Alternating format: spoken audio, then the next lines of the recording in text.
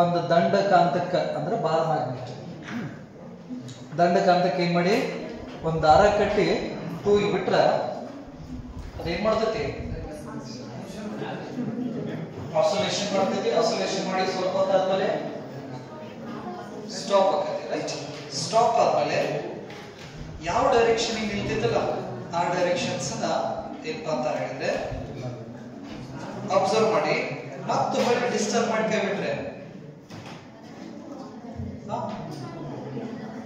ಅದ ಡೈರೆಕ್ಷನ್ಗೆ ಬಂದ್ ನಿಲ್ತೈತಿ. ಹೌದಾ? ಸರಿ, ಅಂದ್ರೆ ಈ ಸ್ವತಂತ್ರವಾಗಿ ತೂಗ್ಬಿಟ್ಟಂತ ಒಂದು ಅಯಸ್ಕಾಂತ ಉತ್ತರ ಮತ್ತ ದಕ್ಷಿಣ ಧ್ರುವಕ್ಕೆ ಬಂದ್ ನಿಲ್ತತಿ ಅಂತ ಹೇಳಿರ್ತಾರ. ಯಾಕೆ ನಿಲ್ತತಿ ಅದು ಅದನ್ನು ಹೇಳಿರ್ತಾರ, ಬಟ್ ಅದನ್ನ ಮರ್ತಿರ್ತೇವೆ. ಯಾಕೆ ನಿಲ್ತದ ಅದು?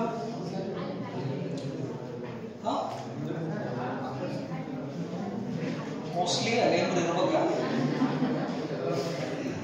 ಎದಕ್ಕಂದ್ರೆ ಭೂಮಿನೂ ಕೂಡ ಒಂದು ಅಯಸ್ಕಾಂತ ಅಂತ ಹೇಳ್ತಾರೆ. ಹೇಳ್ತಾರಲ್ಲ, ಅಂದ್ರೆ ಅರ್ತ್ ಏನಿದೆಯಲ್ಲ, ಅರ್ತ್ ಕೂಡ ಮ್ಯಾಗ್ನೆಟಿಕ್ ಫೀಲ್ಡ್ ಅನ್ನ ಪ್ರೊಡ್ಯೂಸ್ ಮಾಡ್ತೈತಿ, ಗ್ರಾವಿಟೇಷನಲ್ ಫೀಲ್ಡ್ ಅನ್ನ ಪ್ರೊಡ್ಯೂಸ್ ಮಾಡ್ತೈತಿ. ಚಾರ್ಜ್ ಇತ್ತಂದ್ರೆ electric field, next it produces a magnetic field. ಹಾಗಾಗಿ ನಾವು ಉತ್ತರ ಧ್ರುವ ದಕ್ಷಿಣ ಧ್ರುವ ಅಂತ ಕರಿತೀವಿ. North pole and south pole ಅಂತ ಕರಿತೀವಿ. ಹಾಗಾದ್ರೆ ಈ ಕ್ಲಾಸ್ ಒಳಗಡೆ ಅದೇ ಬಾರ್ ಮ್ಯಾಗ್ನೆಟ್ ನ ತಗೊಂಡು ಬಂದು ಈ ಕ್ಲಾಸ್ ಒಳಗಡೆ ನಾವು ಫ್ರೀ ಆಗಿ ಹ್ಯಾಂಗ್ ಮಾಡಿದ್ವಿಪ್ಪ ಅಂದ್ರೆ ಇಲ್ಲಿ ಕೂಡ ಅದು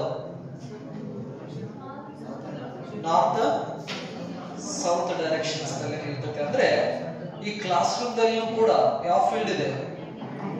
ಮ್ಯಾಗ್ನೆಟಿಕ್ ಫೀಲ್ಡ್.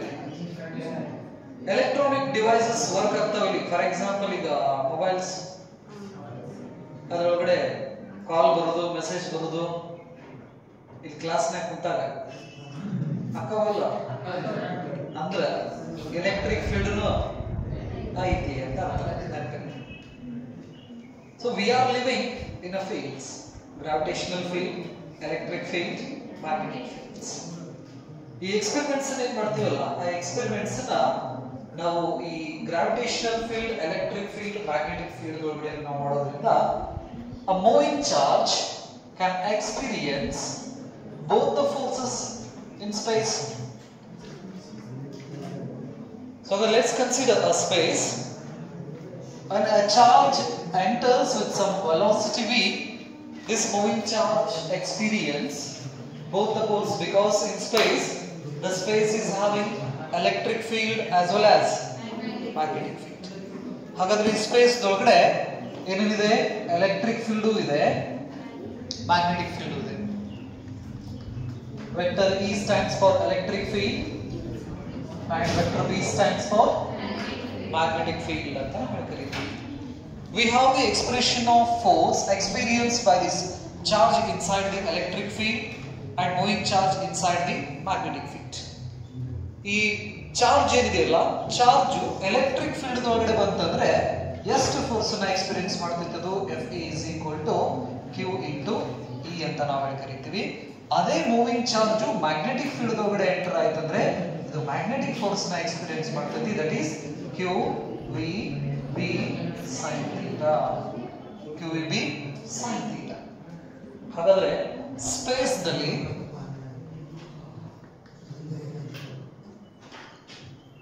ಇದು ಕ್ಲಾಸ್ ರೂಮ್ ನ ತಗೊಂಡಿವಪ್ಪ ಅಂತ ಹೇಳಿದ್ರೆ ಈಗ ಎಲೆಕ್ಟ್ರಿಕ್ ಫೀಲ್ಡ್ ಐತಿ, ಮ್ಯಾಗ್ನೆಟಿಕ್ ಫೀಲ್ಡ್ ಐತಿ.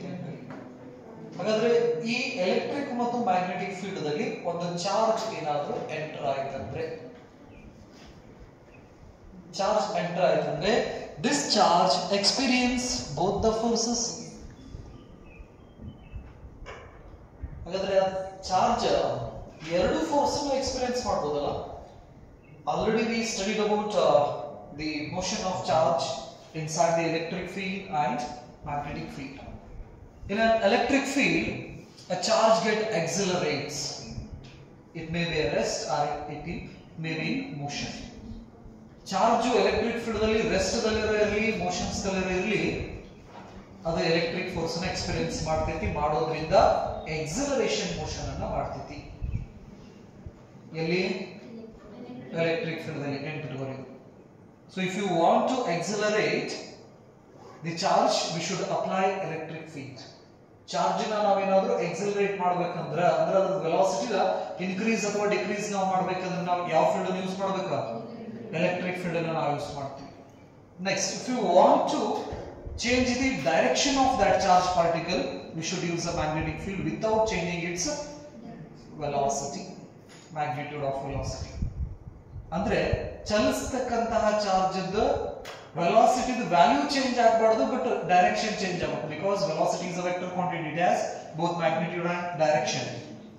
ಹಾಗಾಗಿ ಚಾರ್ಜ್ ಈಗ 40 ಸ್ಪೀಡ್ ನ ಬರಕಂತಂದ್ರೆ ಅದ್ರ ಸ್ಪೀಡ್ 40 ಇರಬೇಕು, ಬಟ್ ಹೋಗೋ ದಿಕ್ಕು ಏನಾಗಬೇಕು? ಚೇಂಜ್ ಮಾಡಬೇಕು ಅಂತ ಹೇಳಿದ್ರೆ ನಾವು ಯಾವ ಫೀಲ್ಡ್ ಅನ್ನು ಯೂಸ್ ಮಾಡಬೇಕು? ಮ್ಯಾಗ್ನೆಟಿಕ್ ಫೀಲ್ಡ್ ಅನ್ನು ಯೂಸ್ ಮಾಡಬೇಕು.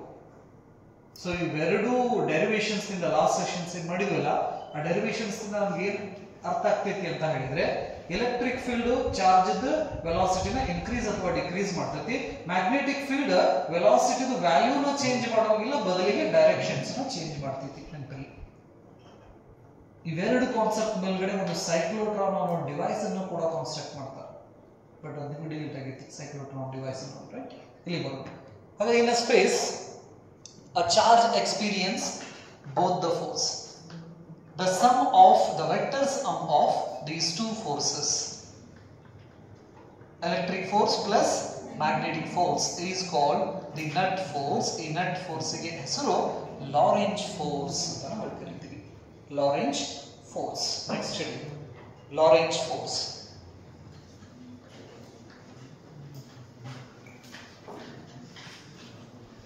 Lorentz force. So Lorentz force andre it is the total force, net force or resultant force experienced by a moving charge inside the electric and magnetic field, or where both the fields are exist. Lorentz force statement over here.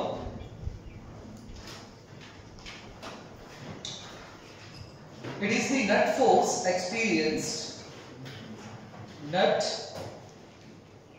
force ಅಥವಾ resultant force ಅಥವಾ total force ಕೂಡ ಅಂತ ನಾವು ಕರೀತೀವಿ. It is the net force experienced by the charged particle. Net force experienced by the charged particle. Net force experienced by the charged particle in a region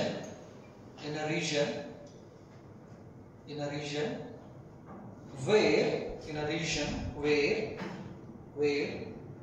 both electric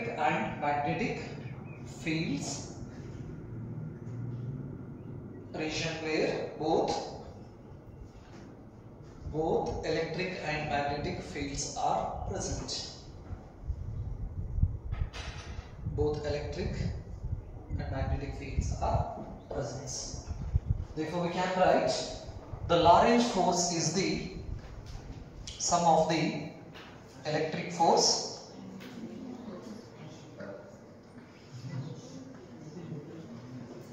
plus magnetic force. Therefore, the net force or Lorentz force is equal to electric force plus magnetic force. We have the expression of electric force, that is Q into E plus the magnetic force Q V B sin theta. Q V B sin theta. ಇದರೊಳಗಡೆ common ಏನು ತೆಗಿತೀರಾ? Q common ತೆಗೆದ್ರೆ ಏನು ಉಳಿತೈತಿ? E plus VB sin theta.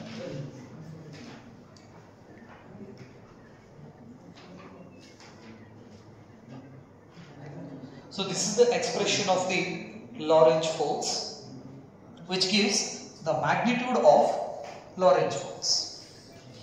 ಹಾಗಾದ್ರೆ ಈ equation ನಮಗೆ ಏನನ್ನ ಕೊಡ್ತೈತಿ? Lorentz force the magnitude ಅನ್ನ ತಿಳಿಸ್ಕೊಡ್ತೈತಿ. A force is a vector quantity Therefore, we have to write this Lorentz force or expression in vector notations. In vector form, vector F is equal to charge is a scalar quantity Q as it is. Electric field is vector quantity vector E plus VB sin theta is the cross product of vector V cross vector B. Vector V cross vector V.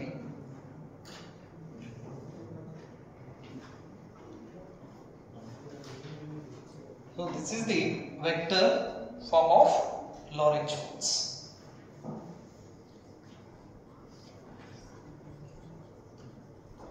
Vector form of Lorentz force.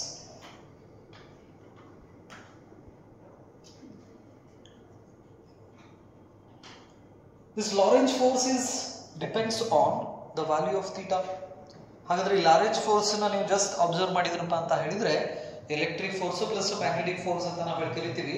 ಈ ಲಾರೆಂಜ್ force ಈ theta value ಮೇಲ್ಗಡೆನೂ ಕೂಡ ಏನಿದೆ depend ಇದೆ. ಹಾಗಾದ್ರೆ theta value ಅಂತ ಹೇಳಿದ್ರೆ ಏನು ಹೇಳ್ತೀರಾ? It's the angle between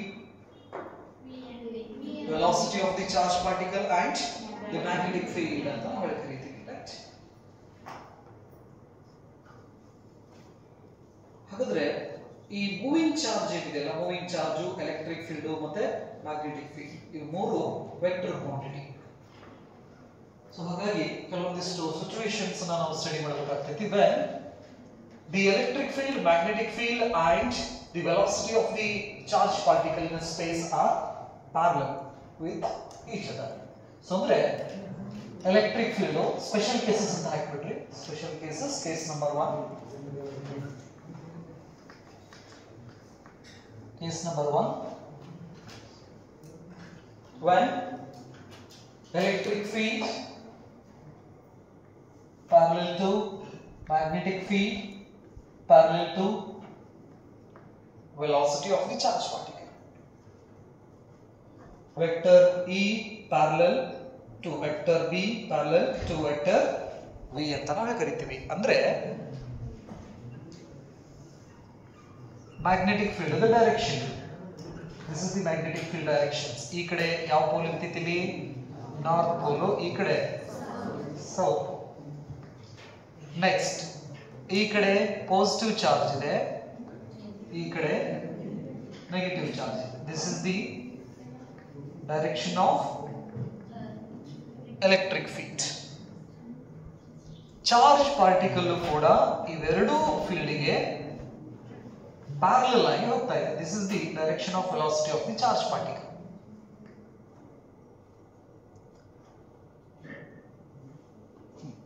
In this case, the angle between velocity and magnetic field is 0 degree. Theta ನಾವು ಚೆಕ್ ಮಾಡಬೇಕಂದ್ರೆ ಮ್ಯಾಗ್ನೆಟಿಕ್ ಫೀಲ್ಡ್ ಮತ್ತು ವೆಲಾಸಿಟಿನ ಕನ್ಸಿಡರ್ ಮಾಡ್ತೀವಿ ನೆನಪಲ್ಲಿ. ಸೊ ಹಾಗಾಗಿ in this case the value of theta is equal to 0 degree. Theta is equal to 0 degree. Substitute this value in a Lorentz expression. The Lorentz expression says that a net force is equal to QA plus QVB sin theta. Here the value of theta is 0, sin 0 value is 0. Therefore, sin 0 ಅಂತ ಹೇಳಿದ್ರೆ 0 ಆಗ್ತೈತಿ. ಈ term 0 ಆಗ್ತೈತಿ. ಅಂದ್ರೆ the magnetic force is equal to 0. The net force is due to only electric field. In this case, that moving charge experience only electric force. ಆ electric force ಅನ್ನು ನಾವೇನಂತ ಕರಿತೀವಿ? ಲಾರೆಂಜ್ ಫೋರ್ಸ್ ಅಂತ ಕರಿತೀವಿ ಈ ಸಿಚುವೇಶನ್ಸ್ ಇದ್ದಾಗ. when the electric field, magnetic field and velocities are parallel to each other, then the moving charge experience only the electric force. Hence, the Lorentz force in this situation is electric force. ಹಾಗಾದ್ರೆ ಈ situations ನಲ್ಲಿ Lorentz force ಯಾವುದಕ್ಕೆ equal ಆಗಿರ್ತೈತಿ? Electric ಫೋರ್ಸ್ಗೆ equal ಆಗಿರ್ತೈತಿ, ನೆನಪಲ್ಲಿ. ಇದು ಮೊದಲನೇ case. Then second case,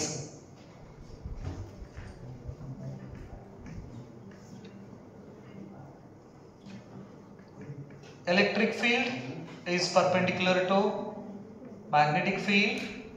These both fields are perpendicular to velocity vector. Electric field, magnetic field ಅವೆರಡು perpendicular ಇರ್ತಾವ. ಅವು ಎರಡಕ್ಕೂ perpendicular ಆಗಿ velocity ಇರ್ತೈತಿ. ಅಂದ್ರೆ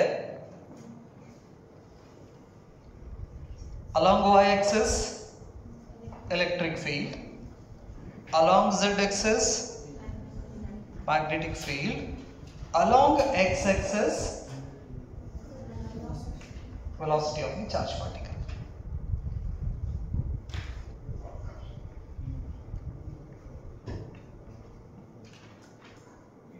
ಸೊ ಅಂದ್ರೆ ಹೆಂಗೈತೆ ಅಂದ್ರೆ ಈಗ ಈ ಕೆಳಗಡೆ ಫ್ಲೋರ್ ಏನಿದೆಯಲ್ಲ ನೆಲ, ಇದು ಪಾಸಿಟಿವ್ ಚಾರ್ಜ್, ಮೇಲ್ಗಡೆ ರೂಪ negative charge. Electric field line ಕೆಳಗಿಂದ ಮೇಲೆ ಹೋಗಾಕತೈತಿ. ಈ ಕಡೆ ವಾಲು ನಾರ್ತ್ ಪೋಲ್, ಆ ವಾಲು ಸೌತ್ ಪೋಲ್. ಅಂದ್ರೆ ಮ್ಯಾಗ್ನೆಟಿಕ್ ಫೀಲ್ಡ್ ಹಿಂಗ್ ಹೊಂಟೈತಿ. ಎಲೆಕ್ಟ್ರಿಕ್ ಫೀಲ್ಡ್ ಲೈನ್ಸ್ ಕೆಳಗಿಂದ ಮೇಲೆ ಹೋಗ್ತಾ ಇದೆ ಹಿಂಗೆ. ಮ್ಯಾಗ್ನೆಟಿಕ್ ಫೀಲ್ಡ್ ಲೈನ್ಸ್ ಈ ವಾಲ್ ಇಂದ ಹಿಂಗ್ ಹೊಂಟೈತಿ. ಚಾರ್ಜ್ ಹೆಂಗ್ ಎಂಟರ್ ಆಗತೈತಿ ಅಂದ್ರೆ ಮ್ಯಾಗ್ನೆಟಿಕ್ ಫೀಲ್ಡ್ ಹಿಂಗಿದೆ ನೆನಪಲ್ಲಿ, ಎಲೆಕ್ಟ್ರಿಕ್ ಫೀಲ್ಡ್ ಪರ್ಪೆಂಡಿಕ್ಯುಲರ್ ಹಿಂಗಿದೆ. ಈ ಕಡೆ ಬರೋದು ಮ್ಯಾಗ್ನೆಟಿಕ್ ಫೀಲ್ಡ್, ಹಿಂಗಿರೋದು ಎಲೆಕ್ಟ್ರಿಕ್ ಫೀಲ್ಡ್. ಈ ಚಾರ್ಜ್ ಪಾರ್ಟಿಕಲ್ ಇವೆರಡಕ್ಕೂ ಪರ್ಪೆಂಡಿಕ್ಯುಲರ್ ಆಗಿ ಹಿಂಗ್ ಎಂಟರ್ ಆಗ್ತಾ ಇದೆ. ಸೊ ಅಂದ್ರೆ ಎಲೆಕ್ಟ್ರಿಕ್ ಫೀಲ್ಡ್, ಮ್ಯಾಗ್ನೆಟಿಕ್ ಫೀಲ್ಡ್, ಈಗ ನಾನಾ ಚಾರ್ಜ್ ಅಂದ್ರೆ ಹಿಂಗ್ ಬರಾಕತ್ತೀನಿ ನಾ ಎರಡು ಫೀಲ್ಡಿಗೂ ಪರ್ಪೆಂಡಿಕ್ಯುಲರ್. ಏನಾಗ್ಬೋದು? So it has a velocity, right?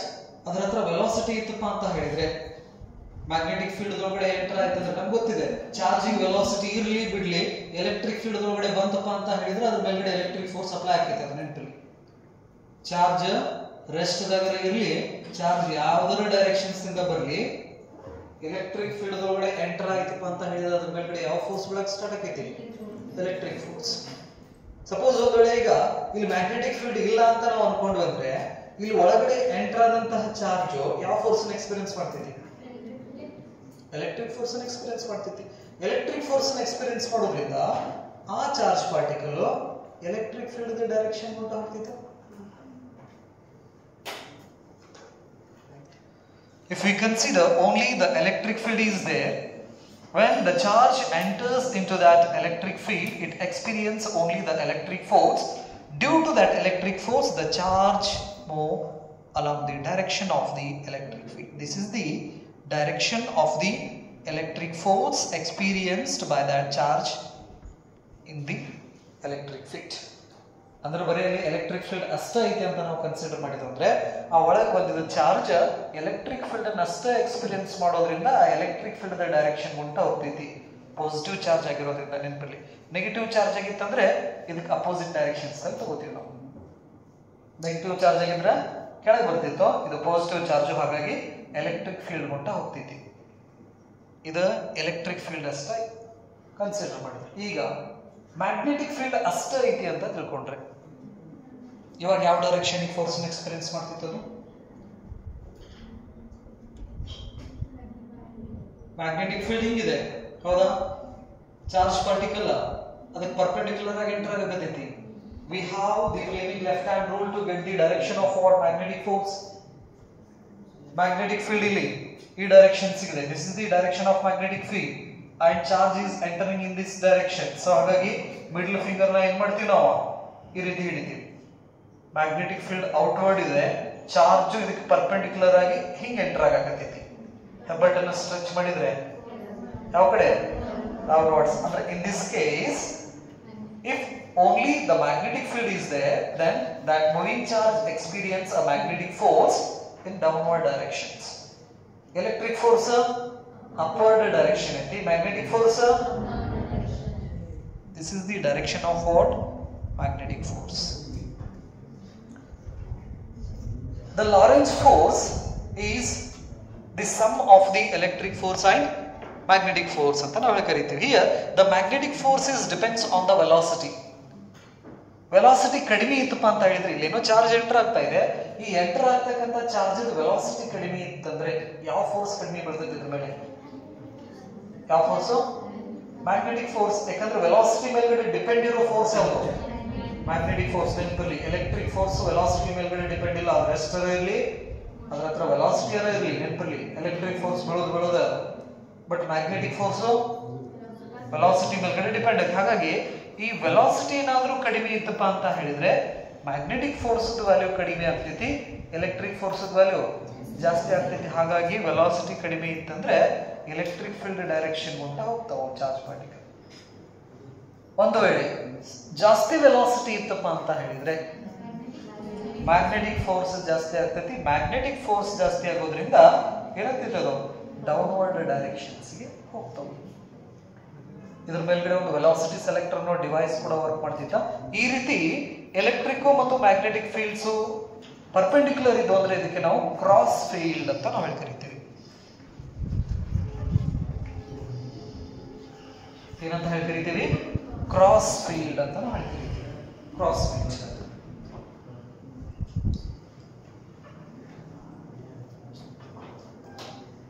So ಹಾಗಾದ್ರೆ ಥೀಟಾ ಇಸ್ ಈಕ್ವಲ್ ಟು ಏನು ಹೇಳ್ತೀರಾ in this case? Theta is equal to 90 degree because theta is the angle between velocity and magnetic field. ಇಲ್ಲಿ ಡಯಾಗ್ರಾಮ್ ನೋಡಿದ್ರೆ ನಮಗೆ 90 degree ಕಾಣಂಗಿಲ್ಲ, ಅದು ನೆನಪಲ್ಲಿ. But ಈ magnetic field ಹಿಂಗೆ ಹೊರಗೆ ಬರ್ತಾ ಇದೆ ನೆನಪಲ್ಲಿ, z axis ಇದು. ಹಾಗಾಗಿ theta is equal to 90 degree. Expression of Lorentz force. Lorentz force the expression ಏನಾಗ್ತಿತ್ತು ನೋಡ್ರಿ ಕೇಸ್ 2 ಗೆ. The Lorentz force is net force is equal to QE plus QV B sin theta. Here the value of theta is 90 degree. Therefore sin 90 value is equal to 1. Therefore net force is equal to QE plus QV B. Very good. Q common ಆಗುತ್ತೆ. E plus V B. This is the expression of what? Lorentz force when a charge enters normally into the cross field. Moving charge ಏನಾದರೂ cross field ಗೆ normal ಆಗಿ enter ಆಯ್ತಪ್ಪ ಅಂತ ಹೇಳಿದ್ರೆ ಅವಾಗ ಲಾರೆಂಜ್ force expressions ಅನ್ನು ನಾವು ಏನು ಬರಿತೀವಿ? F is equal to Q into E plus V into B ಅಂತ ನಾವು ಬರಿತೀವಿ.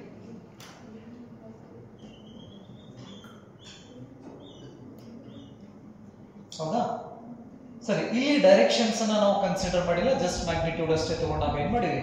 ಎಕ್ಸ್ಪ್ರೆಷನ್ಸ್ ಅನ್ನ ಬರ್ತೀವಿ. ಒಂದು ವೇಳೆ ನಾವು ಡೈರೆಕ್ಷನ್ಸ್ ಅನ್ನ ಕನ್ಸಿಡರ್ ಮಾಡಿದ್ರೆ, ಟೆಂಪಲಿ ಡೈರೆಕ್ಷನ್ ಅನ್ನ ಕನ್ಸಿಡರ್ ಮಾಡಿದ್ರೆ ಅಪ್ವರ್ಡ್ ಹೋಗ್ತಕ್ಕಂಥ ಫೋರ್ಸ್ ಅನ್ನ ಪಾಸಿಟಿವ್ ತಗೋತೀವಿ, ಡೌನ್ವರ್ಡ್ ಬರ್ತಕ್ಕಂಥ ಫೋರ್ಸ್ ಅನ್ನ ನೆಗೆಟಿವ್ ತಗೋತೀವಿ. ಅವಾಗ ಇದೇ ಎಕ್ಸ್ಪ್ರೆಷನ್ಸ್ ನಲ್ಲಿ the electric force is positive and the magnetic force becomes negative. Next ಇಲ್ಲಿ ಸೈನ್ ನೆಗೆಟಿವ್ ಪ್ಲಸ್ ಇದೆ, ಬರೀ ನಡೀತೈತಿ. ನೆಕ್ಸ್ಟ್ ಇಲ್ಲಿ plus into minus, it becomes minus. So ಹಾಗಾಗಿ ನಾವೇನ್ ಬರೀಬಹುದು? Or the net force is equal to QE minus QVB.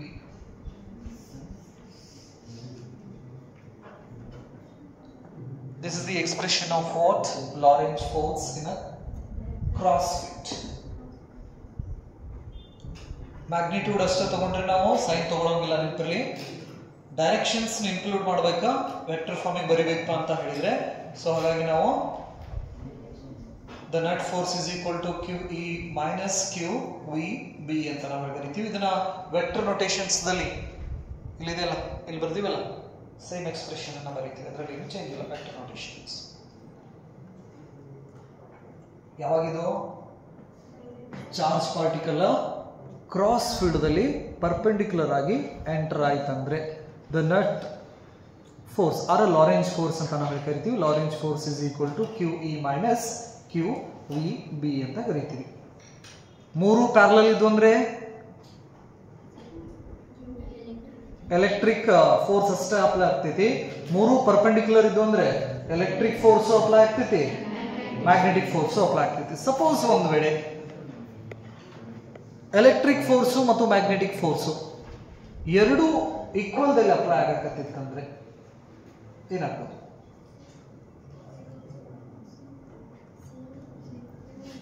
If the magnitude of electric force and the magnitude of the magnetic force ಇಲ್ಲಿದೆಲ್ಲ ಈ charge particle ಮೇಲ್ಗಡೆ electric force ಇದೆಲ್ಲ ಇದನ್ನ example ಹೆಂಗೆ ತಗೋತೀನಿ 10 Newton per coulomb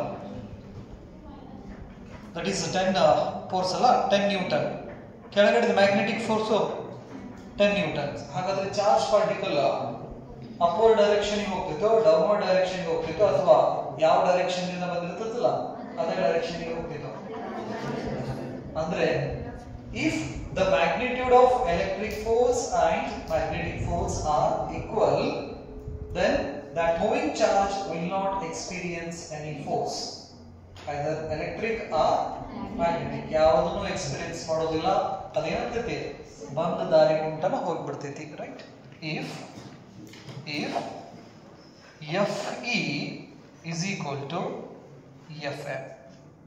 So this is magnitude of electric force is equal to the magnitude of magnetic force.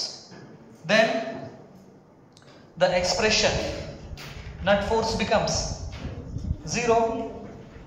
QE minus QVB is equal to ಏನಾಗ್ಬಿಡ್ತೈತಿ 0 ಆಗ್ತೈತಿ equal to 0.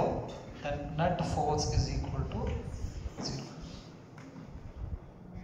Net force is equal to 0 ಆಯ್ತಂದ್ರೆ ಈ expression ಪ್ರಕಾರ QE minus QEB is equal to 0. ಈ term ನ ಕಡೆ shift ಮಾಡ್ರಿ QE is equal to QVB ಎರಡು ಕಡೆ QQ ಕ್ಯಾನ್ಸಲ್ ಆಗ್ತೈತಿ E is equal to VB ಹಾಗಾದ್ರೆ V is equal to E divided by B.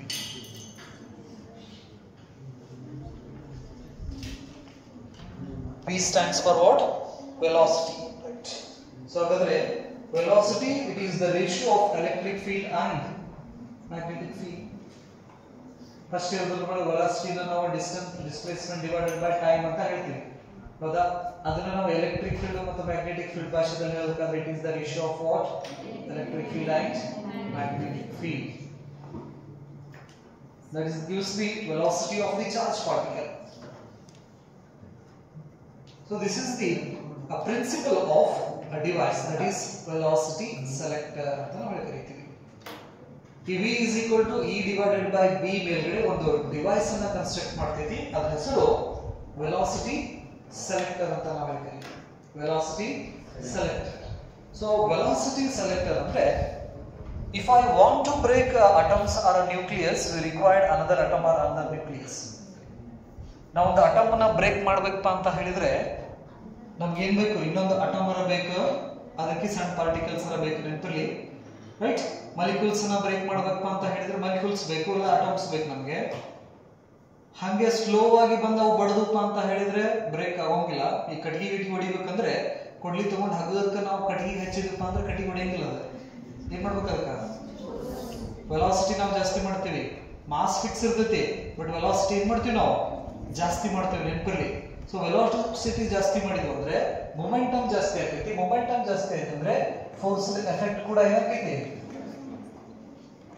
ಜಾಸ್ತಿ ಆಗ್ತೈತಿ ನೆನಪಿರಲಿ ವೆಲಾಸಿಟಿ ಜಾಸ್ತಿ ಆಯ್ತಂದ್ರೆ ಮೊಮೆಂಟಮ್ ಜಾಸ್ತಿ ಆಗ್ತೈತಿ ಮೊಮೆಂಟಮ್ ಜಾಸ್ತಿ ಆಯ್ತಂದ್ರೆ ಅದ್ರ ಮೇಲ್ಗಡೆ ಬಿಡುವ ಫೋರ್ಸ್ ಕೂಡ ಏನಾಗ್ತೈತಿ ಜಾಸ್ತಿ ಆಗ್ತೈತಿ ಅವಾಗ ಅದು ಬ್ರೇಕ್ ಆಗ್ತೈತಿ ಹಾಗಾದ್ರೆ ಪಾರ್ಟಿಕಲ್ಸ್ ವೆಲಾಸಿಟಿನ ಜಾಸ್ತಿ ಮಾಡ್ಬೇಕಲ್ಲ ವೆಲಾಸಿಟಿನ ನಾವು ಜಾಸ್ತಿ ಮಾಡ್ಬೇಕಂದ್ರೆ ಫಸ್ಟ್ ಪಾರ್ಟಿಕಲ್ ಅನ್ನ ಸೆಲೆಕ್ಟ್ ಮಾಡ್ಕೋಬೇಕು ರೇಡಿಯೋ ಆಕ್ಟಿವ್ ಎಲಿಮೆಂಟ್ಸ್ ಬಗ್ಗೆ ನೀವು ಕೇಳಿರ್ತೀರಾ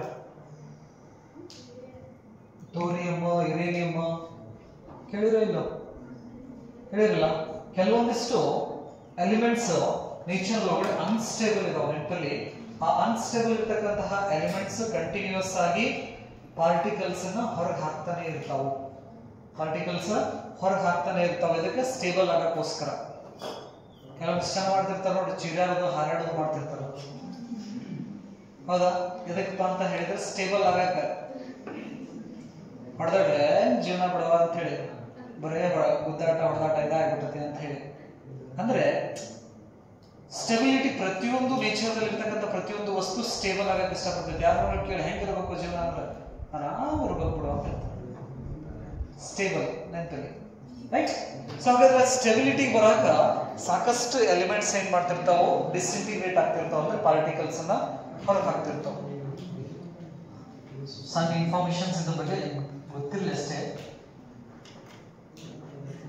radiations are radioactive element.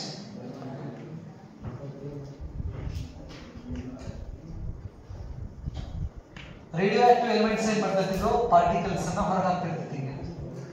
ಹೊರಗಡೆ ಬಂದಂತ ಪಾರ್ಟಿಕಲ್ಸ್ ಈಗ ಸ್ಕೂಲ್ಗೆ ಬಿಟ್ಟಾಗ ಎಲ್ಲರೂ ಏನ್ ಮಾಡ್ತೀವಿ ನಾವು, ಸ್ಕೂಲಿಗೆ ಹೋಗ್ಬೇಕಾದ್ರೆ ಒಂದೇ ವೆಲಾಸಿಟಿಯಿಂದ ಹೊರಗೆ ಹೋಗ್ತೀವಿ ನಾವು, ಹೋಗಲ್ಲ? ಇಲ್ಲ, ಹೆಂಗೆ ಹೋಗ್ತೇವೆ? ಡಿಫರೆಂಟ್ ವೆಲಾಸಿಟಿದಿಂದ ಹೋಗ್ತೀವಿ, ರೈಟ್? ಹಾಗಾದ್ರೆ ಆ ಡಿಫರೆಂಟ್ ವೆಲಾಸಿಟಿದಲ್ಲಿ ಒಂದು ಪರ್ಟಿಕ್ಯುಲರ್ ವೆಲಾಸಿಟಿನ ನಾವು ಸೆಲೆಕ್ಟ್ ಮಾಡ್ಕೋಬೇಕಂದ್ರೆ ನಾವೇನ್ ಮಾಡ್ತೀವಿ, ಈ ಕ್ರಾಸ್ ಫೀಲ್ಡ್ ಯೂಸ್ ಮಾಡ್ಕೋತೀವಿ. ಇದು ಪಾರ್ಟಿಕಲ್ಸ್ ಸ್ವಲ್ಪ ಹೆದರಿಸಿ ಬದರಿಸಿ ಈಗ ಸ್ಟೇಟ್ ತಗೋತೀನಿ. ಈ ರೀತಿ ಏನಾಗುತ್ತಾವ, ಪಾರ್ಟಿಕಲ್ಸ್ ಬರಾಕತ್ತಾವ. ಈ ಪಾರ್ಟಿಕಲ್ಸ್ ಒಳಗಡೆ 10, 20, 30, 40, 50 ವೆಲಾಸಿಟಿ ಪಾರ್ಟಿಕಲ್ಸ್ ಇದಾವೆ, ಡಿಫರೆಂಟ್ ವೆಲಾಸಿಟೀಸ್. ಇದ್ರೊಳಗಡೆ ನಮಗೆ 30 ಮೀಟರ್ ಪರ್ ಸೆಕೆಂಡ್ ವೆಲಾಸಿಟಿ ಇರ್ತಕ್ಕಂಥ ಪಾರ್ಟಿಕಲ್ಸ್ ಅಷ್ಟೇ ಬೇಕು. ಕಡಿಮೆ ವೆಲಾಸಿಟಿಯೂ ಬೇಡ, ಜಾಸ್ತಿ ವೆಲಾಸಿಟಿಯೂ ಬೇಡ. ಹಾಗಾದ್ರೆ ಈ ಪಾರ್ಟಿಕಲ್ಸ್ ನಾವು ಎಲ್ಲಿ ಕಳಿಸ್ತೀವಿ ಅಂದ್ರೆ ಕ್ರಾಸ್ ಫೀಲ್ಡ್ ಅಲ್ಲಿ ಕಳಿಸ್ತೀವಿ.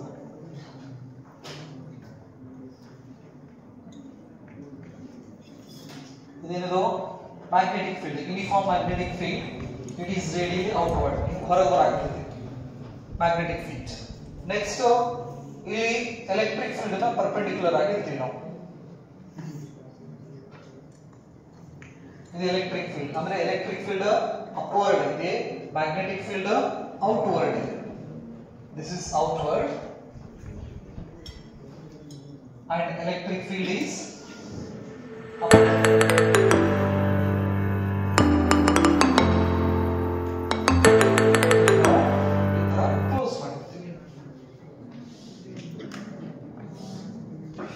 ಇನ್ನೊಂದು ಡಿವೈಸ್ ವೆಲಾಸಿಟಿ ಸೆಲೆಕ್ಟರ್ ಅಂತ ನಾವು ಕರೀತೀವಿ. ಲಾರೆಂಜ್ ಫೋರ್ಸ್ ಪ್ರಕಾರ ವೆಲಾಸಿಟಿ ಏನಾದರೂ ಕಡಿಮೆ ಇತ್ತಂದ್ರೆ ಯಾವ ಫೋರ್ಸ್ ಜಾಸ್ತಿ ಇರ್ತೀವಿ? ಎಲೆಕ್ಟ್ರಿಕ್ ಫೋರ್ಸ್ ಜಾಸ್ತಿ ಇರ್ತೈತಿ. ಹಾಗಾಗಿ ಈ ಈಕ್ವೇಷನ್ಸ್ ಅಲ್ಲಿ ನಾವು ಏನ್ ಮಾಡ್ತೀವಿ, V have the value of velocity that is 30. Velocity value ಗೊತ್ತಿದೆ ನಮಗೆ, ಎಷ್ಟು ಬೇಕಲ್ಲ ಅದ್ರ ವ್ಯಾಲ್ಯೂ ಹಾಕೋತೀವಿ ನಾವು. ನೆಕ್ಸ್ಟ್ ಎಲೆಕ್ಟ್ರಿಕ್ ಮತ್ತು ಮ್ಯಾಗ್ನೆಟಿಕ್ ಫೀಲ್ಡ್ ಅಲ್ಲಿ ಒಂದು ಫೀಲ್ಡ್ ಅನ್ನ ನಾವು ಫಿಕ್ಸ್ ಇಟ್ಕೊಂಡ್ಬಿಡ್ತೀವಿ. ಇದು 30 ಬರಬೇಕಪ್ಪ ಅಂತ ಹೇಳಿದ್ರೆ ಎಲೆಕ್ಟ್ರಿಕ್ ಫೀಲ್ಡ್ ಅನ್ನ ನಾನು ಏನ್ ಮಾಡಿದೆ, 60 ನ್ಯೂಟನ್ ಪರ್ ಕೂಲಮ್ ಇಟ್ಕೊಂಡೆ. E ಡಿವೈಡೆಡ್ ಬೈ B ಮಾಡಿದ್ರೆ 30 ಬರಬೇಕಂದ್ರೆ ಮ್ಯಾಗ್ನೆಟಿಕ್ ಫೀಲ್ಡ್ ಚೇಂಜ್ ಮಾಡ್ಕೋತೀವಿ ನಾವು, ವೇರಿಯೇಷನ್ ಮಾಡ್ಕೊಂಡು ಇವೆರಡರದ್ದು ರೇಷಿಯೋ ಅದಕ್ಕೆ ಈಕ್ವಲ್ ಆಗಬೇಕು, ವೆಲಾಸಿಟಿ ಈಕ್ವಲ್ ಆಗಬೇಕು. ವೆಲಾಸಿಟಿ ಎಷ್ಟಿದೆ? 30 ಇದೆ. ಹಾಗಾದ್ರೆ ಕೆಳಗಡೆ ವ್ಯಾಲ್ಯೂ ಏನಿದೆಯಲ್ಲ, ಕೆಳಗಡೆ ವ್ಯಾಲ್ಯೂನ ನಾವು ಅಡ್ಜಸ್ಟ್ ಮಾಡ್ಬೋದು. ಇವೆರಡು ಫೀಲ್ಡ್ ಅಲ್ಲಿ ಒಂದನ್ನ ಫಿಕ್ಸ್ ಇಟ್ಟು ಇನ್ನೊಂದು ಫೀಲ್ಡ್ ಅನ್ನ ನಾವು ಏನ್ ಮಾಡ್ತೀವಿ, ಚೇಂಜ್ ಮಾಡ್ಕೊಂತ ಇರ್ತೀವಿ. ಸೊ ಹಾಗಾದ್ರೆ ಇಲ್ಲಿ ಎಷ್ಟು ಕೊಡ್ತೀವಿ, 2 ಕೊಟ್ಟಿವಪ್ಪ ಅಂತ ಹೇಳಿದ್ರೆ ನೆನಪಲ್ಲಿ ಎಷ್ಟಾಕತ್ತಿದ್ರ ರೇಷಿಯೋ 30. ಎಲೆಕ್ಟ್ರಿಕ್ ಫೀಲ್ಡ್ 60 ಇದೆ, ಮ್ಯಾಗ್ನೆಟಿಕ್ ಫೀಲ್ಡ್ 2 ಟೆಸ್ಲಾ ಇದೆ. ಈಗ ಕಡಿಮೆ ವೆಲಾಸಿಟಿ ಪಾರ್ಟಿಕಲ್ಸ್ ಏನಾದರೂ ಎಂಟರ್ ಆದವು ಅಂದ್ರೆ due to low velocity it experience electric force. Electric force experience ಮಾಡೋದ್ರಿಂದ ಇಲ್ಲಿ ಬರ್ತಕ್ಕಂಥ ಪಾರ್ಟಿಕಲ್ಸ್ ಆ ಎಲೆಕ್ಟ್ರಿಕ್ ಫೀಲ್ಡ್ ಡೈರೆಕ್ಷನ್ ಹೊಂಟ ಹೋಗಿ ಇಲ್ಲಿ ಬ್ಲಾಕ್ ಆಗಿಬಿಡ್ತಾವೆ. ಜಾಸ್ತಿ ವೆಲಾಸಿಟಿ ಇರೋದು ಯಾವ ಫೀಲ್ಡ್? ಮ್ಯಾಗ್ನೆಟಿಕ್ ಫೋರ್ಸ್ ಅನ್ನು ಎಕ್ಸ್ಪೀರಿಯನ್ಸ್ ಮಾಡೋದ್ರಿಂದ ಇಲ್ಲಿ ಮ್ಯಾಗ್ನೆಟಿಕ್ ಫೀಲ್ಡ್ ಔಟ್ವರ್ಡ್ ಇದೆ, ರೈಟ್? ವೆಲಾಸಿಟಿ ಪರ್ಪೆಂಡಿಕ್ಯುಲರ್ ಆಗಿ ಹೀಗೆ ಎಂಟರ್ ಆಗಕತ್ತೈತಿ. ಫೋರ್ಸ್ ಯಾವ ಡೈರೆಕ್ಷನ್ ಎಕ್ಸ್ಪೀರಿಯನ್ಸ್ ಮಾಡ್ತಿದೆ, ಅದು ಡೌನ್ವರ್ಡ್ ಡೈರೆಕ್ಷನ್ಸ್ ಎಕ್ಸ್ಪೀರಿಯನ್ಸ್ ಮಾಡೋದ್ರಿಂದ ಈ ಹೈ ವೆಲಾಸಿಟಿ ಪಾರ್ಟಿಕಲ್ ಹಿಂಗೆ ಡೌನ್ ಕೆಳಗಡೆ ಡಿಫ್ಲೆಕ್ಟ್ ಆಗ್ತಾವೆ. This deflection is due to electric field and this deflection is due to magnetic field. ಹಾಗಾದ್ರೆ ಯಾವುದರ ಹತ್ರ 30 ವೆಲಾಸಿಟಿ ಇರ್ತೈತಲ್ಲ ಆ 30 ವೆಲಾಸಿಟಿ ಪಾರ್ಟಿಕಲ್ ಅಷ್ಟೇ ಏನಾಗ್ಬಿಡ್ತಾವ,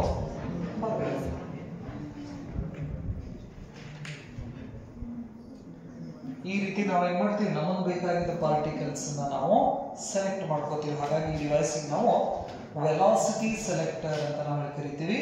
ಆ ವೆಲಾಸಿಟಿ ಸೆಲೆಕ್ಟರ್ ಯಾವ ಪ್ರಿನ್ಸಿಪಲ್ ಮೇಲ್ಗಡೆ ವರ್ಕ್ ಮಾಡ್ತಿದೆ ಅಂದ್ರೆ V is equal to E divided by D ಅಂದ್ರೆ ಲಾರೆಂಟ್ಜ್ ಫೋರ್ಸ್. ಈ ಕಾನ್ಸೆಪ್ಟ್ ಮೇಲ್ಗಡೆಯಿಂದ ಒಂದು ಇನ್ಸ್ಟ್ರೂಮೆಂಟ್ ರೆಡಿ ಮಾಡ್ತೀವಿ, ದಟ್ ಇಸ್ ವೆಲಾಸಿಟಿ ಸೆಲೆಕ್ಟರ್. ಇದರಲ್ಲಿ ನಾವು ಏನು ಮಾಡ್ತೀವಿ, ವೆಲಾಸಿಟಿ ಪಾರ್ಟಿಕಲ್ ಅನ್ನ ಸೆಲೆಕ್ಟ್ ಮಾಡ್ಕೊತೀವಿ. ಆ ಸೆಲೆಕ್ಟ್ ಮಾಡಿದ ಪಾರ್ಟಿಕಲ್ಸ್ ಕೈನೆಟಿಕ್ ಎನರ್ಜಿನ ನಾವು ಇನ್ಕ್ರೀಸ್ ಮಾಡಬೇಕಂದ್ರೆ ಸೆಲೆಕ್ಟ್ ನಾವು ಮಾಡಿದ್ವಿ, ಇದನ್ನ ನಾವು ಇದರದ ವೆಲಾಸಿಟಿ, ಪಾರ್ಟಿಕಲ್ ಅದ ವೆಲಾಸಿಟಿನ ನಾವು ಇನ್ಕ್ರೀಸ್ ಮಾಡಬೇಕು ಅಂದ್ರೆ ಕೈನೆಟಿಕ್ ಎನರ್ಜಿ 1/2 mv². ಕೈನೆಟಿಕ್ ಎನರ್ಜಿನ ಇನ್ಕ್ರೀಸ್ ಮಾಡ್ಬೇಕಂದ್ರೆ ಅದರದ ವೆಲಾಸಿಟಿನ ಇನ್ಕ್ರೀಸ್ ಮಾಡ್ಬೇಕು. ನಾವು ವೆಲಾಸಿಟಿನ ಹೆಂಗ್ ಇನ್ಕ್ರೀಸ್ ಮಾಡ್ತೀವಿ ಅಂದ್ರೆ ಇಲ್ಲೊಂದು ಡಿವೈಸ್ ನ ಯೂಸ್ ಮಾಡ್ತೀವಿ ನಾವು, ಸೈಕ್ಲೋಟ್ರಾನ್ ಅಂತ ಕರಿತೀವಿ. ಇದು ಕೂಡ ಡಿಲೀಟ್ ಆಗಿದೆ, ಬಟ್ ಗೊತ್ತಿರಲಿ ಮುಂದೆ ನೀವು ಹೈಯರ್ ಎಜುಕೇಶನ್ಸ್ ಹೋದಾಗ ಮತ್ತು ಹೊಳ್ಳಿ ನೀವು ಇವ್ರ ಬಗ್ಗೆ ಸ್ಟಡಿ ಮಾಡಬೇಕಾಗ್ತೈತಿ ಫಿಸಿಕ್ಸ್ ನಲ್ಲಿ ಮುಂದುವರೆದ್ರೆ. Okay, so if you want to increase the velocity, we introduce this particle in a device. That device increases its velocity. There we use this cross switch. ಅದರ ಹೆಸರು ಸೈಕ್ಲೋಟ್ರಾನ್ ಅಂತ ನಾವು ಕರಿತೀವಿ. ಹಳೆ ಬುಕ್ದೊಳಗಡೆ ಇದಾವೆ, ಹಳೆ ಎನ್ಸಿಇಆರ್ಟಿ ಬುಕ್ದೊಳಗಡೆ ಆ ಡಿವೈಸಸ್ ಇದಾವೆ. ಆ ಸೈಕ್ಲೋಟ್ರಾನ್ ಡಿವೈಸ್ ಹೆಂಗಿರ್ತೈತೆ ಅಂದ್ರೆ ಈ ಟಿಫಿನ್ ಬಾಕ್ಸ್ ಇರ್ತೈತಲ್ಲ, ಈ ತರ ಟಿಫಿನ್ ಬಾಕ್ಸ್ ನಡುವೆ ಗ್ಯಾಪ್ ಇರ್ತೈತಿ.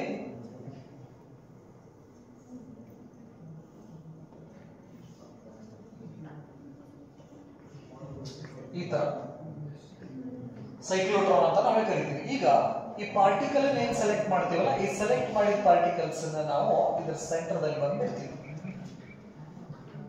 ಈ ಕಡೆ ನಾವು ಎಲೆಕ್ಟ್ರಿಕ್ ಫೀಲ್ಡ್ ಲೈನ್ಸ್ ಪ್ರಾಪರ್ಟಿನೂ ಸ್ಟಡಿ ಮಾಡಿದ್ವಿ. Electric field lines not pass through the conductor, ಗೊತ್ತಿರಬೇಕು. Electric field lines do not pass through the conductor, but magnetic field lines can pass through the conductor. Magnetic field lines conductor ಮುಖಾಂತರ ಏನಾಗ್ತೈತಿ, pass ಆಗಿ ಹೋಗ್ತೈತಿ. ಹಾಗಾಗಿ magnetic shoe ಹಾಕಿ ಗಾಡಿ ಮೇಲೆ ನಡ್ಕೊಂತ ಹೋಗಿರ್ತಾರೆ, videos ನೋಡಿರ್ತೀರ ನೀವು. ಗಾಡಿಗೆ ಏನಪ್ಪಾ ಅಂತ ಎಲ್ಲಿ ಐರನ್ ರಾಡ್ಸ್ ಇರ್ತಾವಲ್ಲ ಒಳಗಡೆ, ಅದ್ರ ಹೊರಗಡೆ ನಾವು ಮ್ಯಾಗ್ನೆಟಿಕ್ ಶೂಸ್ ಹಾಕಿದೀರಪ್ಪ ಅಂತ ಹೇಳಿದ್ರೆ ಅಟ್ರಾಕ್ಟ್ ಮಾಡ್ಕೋತಿತ್ತು. ಈ ದೊಡ್ಡ ದೊಡ್ಡ ಬಿಲ್ಡಿಂಗ್ ಹತ್ತಬೇಕು ಇಳಿಬೇಕು ಅಂತ ಹೇಳಿದ್ರೆ ಇಂಥವೆಲ್ಲ ಮ್ಯಾಗ್ನೆಟಿಕ್ ಶೂಸ್ ನಾವು ಯೂಸ್ ಮಾಡ್ತಾರ, ರೈಟ್. ಮ್ಯಾಗ್ನೆಟಿಕ್ ಫೀಲ್ಡ್ ಲೈನ್ಸ್ ಕಂಡಕ್ಟರ್ದಲ್ಲಿ ಪಾಸ್ ಆಗ್ತೈತಿ, ಎಲೆಕ್ಟ್ರಿಕ್ ಫೀಲ್ಡ್ ಲೈನ್ ಕಂಡಕ್ಟರ್ದಲ್ಲಿ ಪಾಸ್ ಆಗೋದಿಲ್ಲ. ಹಾಗಾಗಿ ಇದಕ್ಕೆ ನಾವು ಏನ್ ಮಾಡ್ತೀವಿ, ಸ್ಟ್ರಾಂಗ್ ಮ್ಯಾಗ್ನೆಟ್ಸ್ ನ ಅಪ್ಲೈ ಮಾಡ್ತೀವಿ. ಒಂದನ್ನ ನಾರ್ತ್ ಪೋಲ್, ಇನ್ನೊಂದು ಸೌತ್ ಪೋಲ್. ಇದು ಎಲೆಕ್ಟ್ರೋ ಮ್ಯಾಗ್ನೆಟಿಕ್ ಫೋರ್ಸ್. ನೆನಪಲ್ಲಿ ಎಲೆಕ್ಟ್ರೋ ಮ್ಯಾಗ್ನೆಟಿಕ್ ಅನ್ನ ನಾವು ಏನ್ ಮಾಡ್ತೀವಿ, ಇಲ್ಲಿ ಸೆಟ್ ಮಾಡ್ತೀವಿ. ಅಂದ್ರೆ ಒಂದ್ಸಾರಿ ನಾರ್ತ್ ಒಂದ್ಸಾರಿ ಸೌತ್ ಆ ರೀತಿನೂ ಮಾಡಬಹುದು, ಅಥವಾ ಫಿಕ್ಸ್ ಕೂಡ ಇಡಬಹುದು. ಒಂದ್ ಕಡೆ ನಾರ್ತ್ ಪೋಲ್ ಕೊಡ್ತೀವಿ, ಇನ್ನೊಂದ್ ಕಡೆ ಸೌತ್ ಪೋಲ್ ಕೊಡ್ತೀವಿ, ನಾರ್ತ್ ಸೌತ್. ಇಲ್ಲಿ ಎಲೆಕ್ಟ್ರಿಕ್ ಫೀಲ್ಡ್ ಅನ್ನ ನಾವೇನ್ ಮಾಡ್ಕೋತೀವಿ, ಚೇಂಜ್ ಮಾಡ್ಕೋತೀವಿ. ಒಮ್ಮೆ ಪಾಸಿಟಿವ್ ಆಗ್ತೈತಿ, ಒಮ್ಮೆ ನೆಗೆಟಿವ್ ಆಗ್ತೈತಿ. ಇದಕ್ಕೆ ನಾವು AC ಅಲ್ಟರ್ನೇಟಿಂಗ್ ಕರೆಂಟ್ ಅನ್ನ ಅಪ್ಲೈ ಮಾಡ್ತೀವಿ. ಒಮ್ಮೆ ಇದು ಪಾಸಿಟಿವ್ ಆಯ್ತಂದ್ರೆ ಇದು ನೆಗೆಟಿವ್ ಆಗ್ತೈತಿ, ನೆಕ್ಸ್ಟ್ ಇನ್ಸ್ಟೆಂಟ್ ಇದು ನೆಗೆಟಿವ್ ಆಯ್ತಂದ್ರೆ ಇದು ಪಾಸಿಟಿವ್ ಆಗ್ತೈತಿ. ಅಲ್ಟರ್ನೇಟಿಂಗ್ ಕರೆಂಟ್, ಆಸಿಲೇಟರ್ ಕೂಡ ಅಂತ ನಾವು ಕರಿತೀವಿ. ಅದನ್ನ ಕನೆಕ್ಟ್ ಮಾಡ್ತೀವಿ. ಇದು ಪಾಸಿಟಿವ್ ಚಾರ್ಜ್ ಇದೆ, ಈ ಡಿವೈಸ್ ವರ್ಕ್ ಮಾಡೋದು ಹೇಗೆ ಬಿಡ್ತೀನಿ ನಿಮಗೆ. ಪಾಸಿಟಿವ್ ಚಾರ್ಜ್ ಇದೆ, ಈ ಕಡೆದು ಫಸ್ಟ್ ಏನ್ ಮಾಡ್ತೈತಿ, ಹಾಫ್ ಸೈಕಲ್ಗೆ ಈ ಕಡೆ ಡಿ ಪಾಸಿಟಿವ್ ಆದ್ರೆ ಈ ಕಡೆ ಡಿ ನೆಗೆಟಿವ್ ಆಗ್ತೈತಿ. Electric field positive to negative, ಈ ಗ್ಯಾಪ್ ದಲ್ಲಿ ಅಷ್ಟೇ ಎಲೆಕ್ಟ್ರಿಕ್ ಫೀಲ್ಡ್ ಇರ್ತೈತಿ ನೆನಪಲ್ಲಿ. ಈ ಡಿ ಒಳಗಡೆ ಎಂಟರ್ ಆದ ತಕ್ಷಣ ಎಲೆಕ್ಟ್ರಿಕ್ ಫೀಲ್ಡ್ 0, ಇಲ್ಲಿ ಮ್ಯಾಗ್ನೆಟಿಕ್ ಫೀಲ್ಡ್ ಸ್ಟಾರ್ಟ್ ಆಗುತ್ತೆ, ರೈಟ್. ಇಲ್ಲಿಂದ ಪಾಸಿಟಿವ್ ಚಾರ್ಜ್ ಎಲೆಕ್ಟ್ರಿಕ್ ಫೀಲ್ಡ್ ಒಳಗಡೆ ಬಂತಂದ್ರೆ ಎಕ್ಸಲರೇಟ್ ಆಗ್ತೈತಿ. ಇಲ್ಲಿಂದ ಈಗ 2 ಮೀಟರ್ ಪರ್ ಸೆಕೆಂಡ್ಸ್ ದಲ್ಲಿ ಇತ್ತಂದ್ರೆ ಅದೇನಾಗ್ತೈತಿ 4 ಮೀಟರ್ ಪರ್ ಸೆಕೆಂಡ್ಸ್ ದಲ್ಲಿ ಎಕ್ಸಲರೇಟ್ ಆಗಿ ಈ ಡಿ ಒಳಗಡೆ ಎಂಟರ್ ಆಗ್ತೈತಿ. ಡಿ ಒಳಗಡೆ ಎಂಟರ್ ಆದ ತಕ್ಷಣ ಎಲೆಕ್ಟ್ರಿಕ್ ಫೀಲ್ಡ್ 0 ಮುಗೀತು. ಅಂದ್ರೆ ಅದರದ್ದು ವೆಲಾಸಿಟಿ ಇನ್ಕ್ರೀಸ್ ಆಗೋಗಿಲ್ಲ. 4 ಆಗಿ ಬಂದಂತಂದ್ರೆ 4 ಇರ್ತೈತಿ, ಬಟ್ ಮ್ಯಾಗ್ನೆಟಿಕ್ ಫೀಲ್ಡ್ ಅದನ್ನ ಏನ್ ಮಾಡ್ತೈತಿ, ಡೈರೆಕ್ಷನ್ಸ್ ಚೇಂಜ್ ಮಾಡ್ತೈತಿ. ಚೇಂಜ್ ಆಗಿ ಈ ಡಿ ದಿಂದ ಇದು ಹೊರಗೆ ಬಂದ ತಕ್ಷಣನೇ ಈ ಕಡೆ ಡಿ ನೆಗೆಟಿವ್ ಆಗ್ತೈತಿ, ಈ ಕಡೆ ಡಿ ಪಾಸಿಟಿವ್ ಆಗ್ತೈತಿ. ಮತ್ತೆ ಎಲೆಕ್ಟ್ರಿಕ್ ಫೀಲ್ಡ್ ಇದೇ ಡೈರೆಕ್ಷನ್ ಇರೋದ್ರಿಂದ ಇದು ಮತ್ತೆ ಎಕ್ಸಲರೇಟ್ ಆಗ್ತೈತಿ. 4 ಇತ್ತು 6 ಆಯ್ತು. ಮತ್ತೆ ಇಲ್ಲಿಂದ ಒಳಗಡೆ ಟರ್ನ್ ಆಗಿ ಇಲ್ಲಿಂದ ಹೊರಗೆ ಬಂದ ತಕ್ಷಣ 6 ಇದ್ದಿದ್ದು 8 ಆಗ್ತೈತಿ. ಹೀಗೆ ಇದು ದೊಡ್ಡ ದೊಡ್ಡ ರೇಡಿಯಸ್ ನಲ್ಲಿ ತನ್ನ ವೆಲಾಸಿಟಿನ ಇನ್ಕ್ರೀಸ್ ಮಾಡ್ಕೊಂತ ಬಂದು ಯಾವಾಗ ಮ್ಯಾಕ್ಸಿಮಮ್ ಎನರ್ಜಿನ ಪಡಿತೈತಲ್ಲ ವೆಲಾಸಿಟಿ ಪಡಿತೈತಲ್ಲ ಅವಾಗ ನಾವು ಈ ಔಟ್ಪುಟ್ ದಿಂದ ಆ ಪಾರ್ಟಿಕಲ್ ಅನ್ನ ತಗೊಂಡ್ಬಂದು ನಾವು ಯಾವುದನ್ನ ಬ್ರೇಕ್ ಮಾಡ್ಬೇಕಾಗಿರ್ತೈತಲ್ಲ ಆ ಒಂದು ಮಟೀರಿಯಲ್ ಏನ್ ಮಾಡ್ತೀವಿ ಅದನ್ನ ಡಿಕ್ಕಿ ಹೊಡಿಸ್ತೀವಿ. ಅವಾಗ ಈ ಮಟೀರಿಯಲ್ ಏನಕ್ಕೈತಿ ಬ್ರೇಕ್ ಆಗ್ತೈತಿ. ಈ ಬ್ರೇಕ್ ಆಗಿದ ಪಾರ್ಟಿಕಲ್ಸ್ ನ ತಗೊಂಡು ನಾವೇನ್ ಮಾಡ್ತೀವಿ ಆ ಮಟೀರಿಯಲ್ ಬಗ್ಗೆ ಸ್ಟಡಿ ಮಾಡ್ತೀವಿ. ಈ ಹೊಸ ಮಟೀರಿಯಲ್ಸ್ ನ ರೆಡಿ ಮಾಡ್ಬೇಕಂದ್ರೆ ಮುಂಚೆ ಎಲ್ಲ ಕಂಬಳಿ ಕೇಳಿರಲ್ಲ, ಅವೆಲ್ಲ ಲೈಟ್ ವೇಟೆಡ್ ಇದ್ವು ಹೆವಿ ಇದು ರಗ್ ಕಂಬಳಿ ಕೌದಿ. ಬಟ್ ಈಗಿನ ಬ್ಲಾಂಕೆಟ್ ಲೈಟ್ ವೇಟೆಡ್ ಬ್ಲಾಂಕೆಟ್ ಹೊಸೋತೀವಲ್ಲ ಹಾಗೆ ಕ್ಯಾಟ್ ಹಗರ್ ಇರ್ತಾವ. ಅಂದ್ರೆ ಮಟೀರಿಯಲ್ಸ್ ನಾವು ಸ್ಟಡಿ ಮಾಡ್ತೀವಿ. ಫಸ್ಟ್ ಮಾಡಕ್ ಆಕತ್ತೋ ಇಲ್ಲೋ ಮಾಡ್ಬೇಕಪ್ಪ ಅಂತ ಹೇಳಿದ್ರೆ ಮಟೀರಿಯಲ್ಸ್ ಇರ್ಬೋದು, ಎಲಿಮೆಂಟ್ಸ್ ಇರ್ಬೋದು, ಅವನ್ನ ನಾವು ಸ್ಟಡಿ ಮಾಡ್ಬೇಕಂದ್ರೆ ಈ ರೀತಿ ಬ್ರೇಕ್ ಮಾಡಿ ಸ್ಟಡಿ ಮಾಡ್ಕೊಂತ ಹೋಗ್ತೀವಿ. ನೆನಪಲ್ಲಿ ರೈಟ್. ಇದರ ಬಗ್ಗೆ ಇದು ಸೈಕ್ಲೋಟ್ರಾನ್ ಬಗ್ಗೆ ಇಷ್ಟು ಇನ್ಫಾರ್ಮೇಶನ್ ಗೊತ್ತಿರಲಿ. ಇದಿಷ್ಟ ಅಂದ್ರೆ ಹೆಂಗ ನಾವು ಪಾರ್ಟಿಕಲ್ಸ್ ನ ಸೆಲೆಕ್ಟ್ ಮಾಡ್ತೀವಿ, ಹೆಂಗ ಅದರದ ವೆಲಾಸಿಟಿನ ನಾವು ಇನ್ಕ್ರೀಸ್ ಮಾಡ್ತೀವಿ, ಅದ್ ಮಾಡೋ ಉದ್ದೇಶ ಏನು. ಈ ಹೊಸ ಒಂದು ದಾರ್ಯಾಗ ಒಂದು ಹೋಗ್ಬೇಕಾದ್ರೆ ಏನಾದ್ರು ಚಲೋ ಕಣ್ಣಿಗೆ ಕಾಣಪ್ಪ ಅಂತ ಏನ್ ಮಾಡ್ತೀವಿ ನಾವು ಅಲ್ಲೇ ಬಿಟ್ಟು ಹೋಗ್ಬಿಡ್ತೇವೆ. ಹೌದಿಲ್ಲ? ಏನ್ ಮಾಡ್ತೀವಿ ತಗೊಂಡೋಗಿ ಏನೋ ಹಂಗ ನಾರ್ಮಲ್ ಆಗಿ ಕೈ ಬಿಡೋಂಗಿಲ್ಲ. ಅದನ್ನ ಏನಿದೆ ಎತ್ತಿದೆ ಯಾರ್ದಿದೆ ಇಲ್ಲ ಬಿಟ್ಟು ಹೋಗಿಲ್ಲ ಯಾರು. ಹೌದಿಲ್ಲ? ಕ್ವಶನ್ಸ್ ಬರ್ತಾವಲ್ಲ. ಹಂಗೆ ಸೈಂಟಿಸ್ಟ್ ತಲೆ ಒಳಗಡೆನೂ ಏನಾದ್ರೂ ಒಂದು ಹೊಸ ಮಾಡ್ಬೇಕಂದ್ರೆ ಫಸ್ಟ್ ಇದ್ದಿದ್ದನ್ನ ಕಣ್ಣಿಗೆ ಕಾಣಿಸಿರ್ತೈತಲ್ಲ ಅದನ್ನ ಒಡೆದ ಅನಲೈಸ್ ಮಾಡೋದು.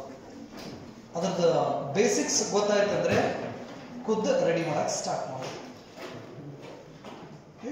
ಇಷ್ಟು ಇನ್ಫಾರ್ಮೇಶನ್ಸ್ ಗೊತ್ತಿರಲಿ ನಿಮಗೆ. ಇನ್ next class we will discuss about bio Savarts.